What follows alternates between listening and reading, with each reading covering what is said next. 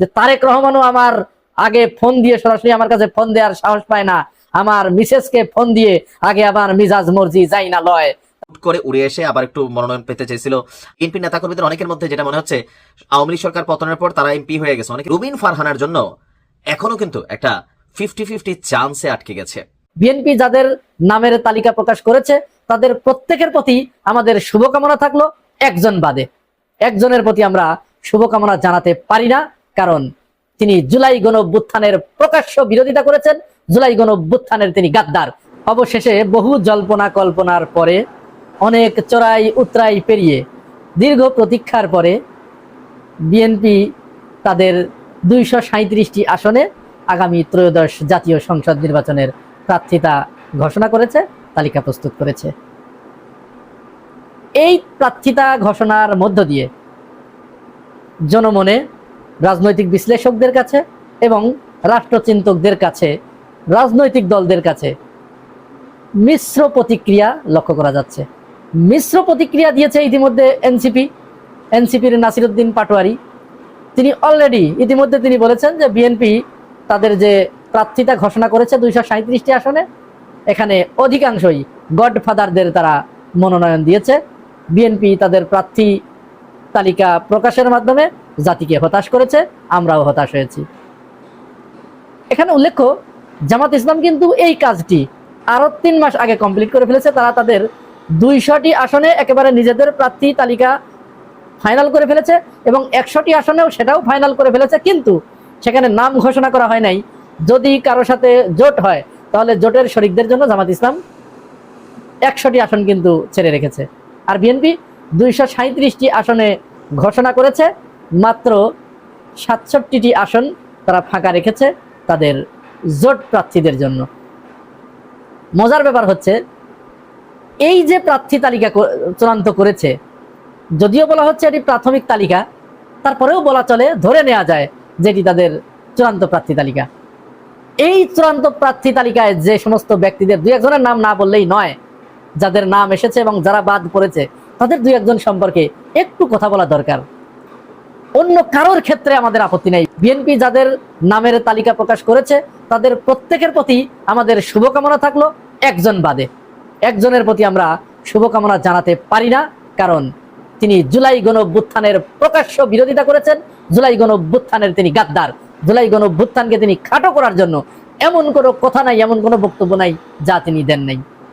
জুলাই যোদ্ধাদেরকে তিনি টুকাই, রংবাজ, চাঁদাবাজ, রাস্তার ছেলে ইত্যাদি ইত্যাদি উপাধিতে ভূষিত করেছে। তিনি জুলাইকে কালো শক্তির একটি ক্রিয়া বলে আখ্যায়িত করেছিলেন। সেই কিশোরগঞ্জ 4 আসনের যাকে আমরা পাগলা বলে, এক নামে যাকে পাগল আখ্যায়িত করা হয়েছে, সেই ফজু পাগলা, এই ফজু পাগলাকে বিএনপি তাদের প্রার্থিতার নাম ঘোষণা করেছে। এই ব্যাপারে বিএনপির অন্য প্রার্থীর ক্ষেত্রে আমাদের কোনো কথা নাই, এই প্রার্থীর ক্ষেত্রে আমরা যার পর নাই হতাশ হয়েছি। বাংলাদেশের মানুষের নিন্দার মুখে, তাদের সমালোচনার মুখে বিএনপি কিন্তু আজ থেকে 2-3 মাস আগে এই ফজু পাগলার প্রার্থিতা, এই ফজু পাগলার সমস্ত সদস্য পদ 3 মাসের জন্য তিনি স্থগিত করেছিলেন। তিনি এমন কিছু বক্তব্য দিয়েছেন, তিনি বক্তব্যে বলেছেন যে তারেক রহমানও আমার আগে ফোন দিয়ে সরাসরি আমার কাছে ফোন দেওয়ার সাহস পায় না, আমার মিসেসকে ফোন দিয়ে আগে আমার মিজাজ মর্জি যাই না লয়, তারপরে আমাকে ফোন দেয়। সেই ফজু পাগলাকে, সেই ফজলুর রহমানকে বিএনপি কিশোরগঞ্জ থেকে নমিনেশন দিয়েছে, তার ধানের শীষের টিকিট দিয়েছে। ফজু পাগলা ছাড়া কি বাংলাদেশে কিশোরগঞ্জে আর কোনো নেতা ছিল না? বিএনপির কি নেতার এত আকাল পড়ে গেছে এরকম একজন বিতর্কিত ব্যক্তিকে ডেকে এনে নমিনেশন দিতে হলো? অন্য কারো ক্ষেত্রে কোনো কথা নাই, ফজলুর রহমানকে নমিনেশন দেবার কারণে বিএনপিকে আমরা নিন্দা জানিয়ে রাখলাম, প্রতিবাদ জানিয়ে রাখলাম। এই জাতীয় লোককে নমিনেশন দিয়ে বিএনপি ভালো কাজ করে নাই, এই কাজটা তাদের সঠিক হয় নাই, এটি তাদের ওয়াইজ ডিসিশন হয় নাই। রুমিন ফারহানা এবং ফজলুর রহমান দুজন কিন্তু একই সূত্রে গাথা, তবে দুজন একই লাইনে হাঁটছিল, একই হাসিনার গুণগান, শেখ মুজিবের বন্দনা, ফ্যাসিবাদের বন্দনা। রুমিন ফারহানা বাদ গেলেও কোন লাইন দিয়ে, কোন খুঁটির জোর দিয়ে ফজলুর রহমান ঢুকে পড়লো আমাদের মাথার ভিতরে ঢুকলো না, আমাদের মাথায় বুঝে আসলো না। এর ভিতরে বিএনপির কিছু হেভিওয়েট প্রার্থী তারা বাদ পড়েছে। কেন বাদ পড়েছে সেটি বিএনপি ভালো বলতে পারবে। মোয়াজ্জেম হোসেন আলাল, যিনি 2 দিন আগে জামাতের নিষিদ্ধ চেয়েছেন, জামাত ইসলামকে, আবার তিনি পুনরায় ঘোষণা করেছিলেন যে জামাত ইসলামকে নিষিদ্ধ করতে হবে তাদের যুদ্ধ অপরাধের দায়ে। এরকম তেল মারার পরেও, এরকম ওয়েলকাম করার পরে, ওয়েলকাম বুঝতে পারছেন তো, ওই তেল কর্ম আর কি, এটা করার পরেও মুয়াজ্জেম হোসেন আলাল কেন বাদ গেলেন সেটি আমাদের বোধগম্য নয়।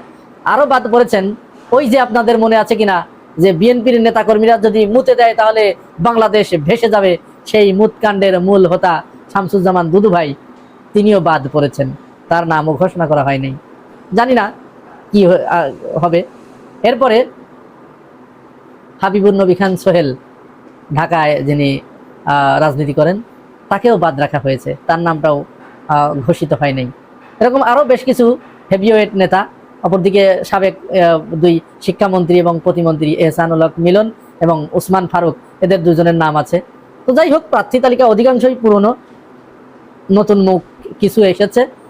আর ঢাকাতে এবং লক্ষ্মীপুরের একটি আসন বিএনপি ফাঁকা রেখেছে। এখানে বলা হচ্ছে, মানুষের মুখে মুখে এটি চাউর হয়ে গেছে ইতিমধ্যেই, যে ঢাকা 10 আসন নাহিদের জন্য ফাঁকা রেখেছে এনসিপি কে জোটে নেবার জন্য। আর অন্য আরেকটি আসন বর্তমান যে ক্রীড়া উপদেষ্টা আসিফ মাহমুদ সজীব ভুঁইয়া, তার জন্য ফাঁকা রেখেছে।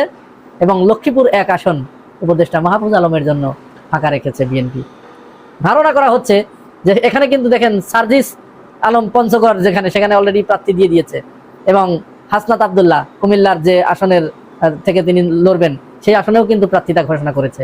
তার মানে রাজনীতি বিশ্লেষকরা এখানে বলার চেষ্টা করছেন, রাজনীতিবিদেরা বলার চেষ্টা করছেন যে বিএনপি এনসিপিকে একটা গ্রিন সিগন্যাল দিল বটে, যে তোমাদের জন্য এই আসন আমরা রেখেছি, তবে হাসনাত এবং সার্জিস বাদে। তার মানে হাসনাত এবং সার্জিস ইতিমধ্যে কিন্তু মাইনাস হয়ে গেছে রাজনীতি থেকে। মাইনাস কেন হলো? এদের মাইনাস হবার অন্যতম কারণ হাসনাত এবং সার্জিস আলম, এই দুইজন ডান বলয়ের লোকদের সাথে, ইসলামপন্থী লোকদের সাথে তাদের একটু উঠা বসা বেশি ছিল। তারা জামাত ইসলামের সমাবেশে গিয়ে বক্তব্য দিয়েছেন, তারা হেফাজতে ইসলামের সমাবেশে গিয়ে বক্তব্য দিয়েছেন, চরমোনাইয়ের সমাবেশে গিয়ে বক্তব্য দিয়েছেন। অর্থাৎ ডান বলয়ের লোকদের সাথে তাদের একটু ওঠা বসা বেশি দেখে, এবং তারা দুইজন সম্ভবত, খুব সম্ভবত তারা দুজন প্র্যাকটিসিং মুসলিম, বাস্তব জীবনেও তারা নামাজ কালাম পড়ে থাকেন এবং ইসলাম ধর্মের অনুসারী, যার কারণে এনসিপিকে একটা সবুজ সংকেত দেয়া যে তোমরা এই দুজনকে বাদ দাও, বাকি তোমাদের 3 জনকে 3টা আসন আমরা দিয়ে দিচ্ছি, এনসিপি 3টা আসন পাক, এরকম একটা গ্রিন সিগন্যাল কিন্তু দিয়ে দেওয়া হয়েছে। এ ব্যাপারে এনসিপি কি সিদ্ধান্ত নেয় সেটা আমাদের দেখবার বিষয়, এর জন্য আমাদের আর কয়েকটা দিন অপেক্ষা করতে হবে। এখন আমি যে কথাটি বলবো সেটি হচ্ছে ঢাকা 8 আসন নিয়ে।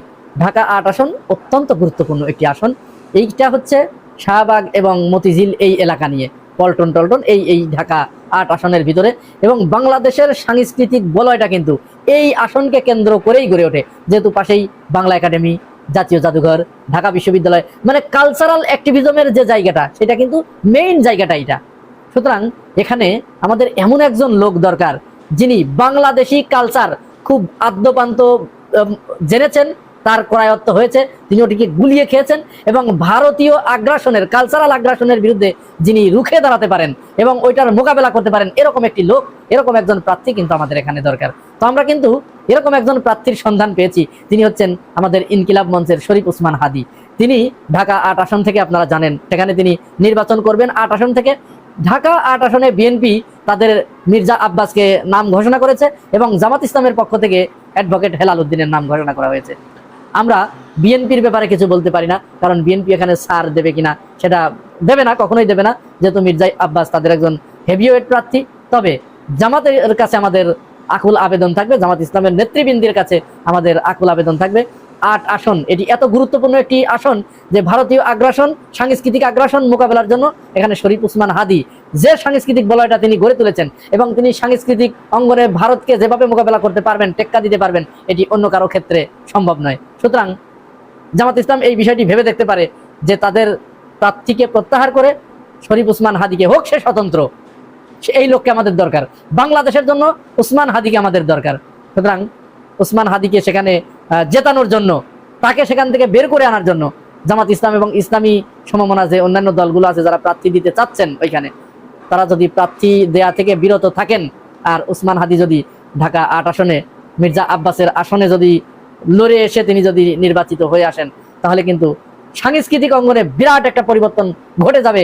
যে সাংস্কৃতিক বলয় শাহবাগ এবং ভারতীয় যে দোসররা সেখানে গড়ে তুলেছিল, এটির অপমৃত্যু ঘটবে বলে আমরা বিশ্বাস করি। তো শেষ পর্যন্ত কি হয় না হয় অবশ্যই নিউজের আপডেট পাবেন। এই পর্যন্ত আপনাকে অপেক্ষা থাকতে হবে। আর কি করতে হবে, যারা আমাদের চ্যানেলে নতুন আসছেন অবশ্যই এই চ্যানেলটি সাবস্ক্রাইব করে দেবেন, লাইক কমেন্ট শেয়ার করে সাথে থাকবেন। তো ভিডিওটি এই পর্যন্ত ছিল, দেখা হচ্ছে পরবর্তী অন্য কোনো ভিডিও নিয়ে। সেই পর্যন্ত সকালবেলা দেখবেন, সুস্থ থাকবেন এই কামনা করছি। আসসালামু আলাইকুম রহমতুল্লাহ।